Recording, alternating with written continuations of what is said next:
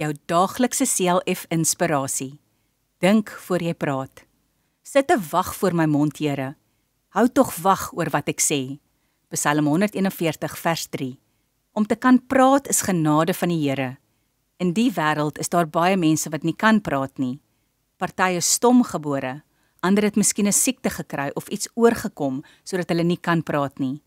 Mense praat met mekaar en ons geniet dit om te gesels. Ons kan ook mense seermaak met wat ons sê. Soms is ons ongeduldig met iemand en dan sê ons vir daardie persoon dinge wat nie reg is nie. Later is ons spyt dat ons dit gesê het. Dawid vra in hierdie psalm dat God 'n wag voor my mond sal sit. Met ander woorde, hy vra dat die Here ook moet help om te dink voor hy iets vir iemand sê. Ook dat hy mooi dinge vir ander mense moet sê. Vra die Here om jou geduldig met mense te maak en hulle met respek te antwoord. Kom ons bid saam. Dankie dat ek kan praat, Here, en leer my om te dink voordat ek praat. Amen.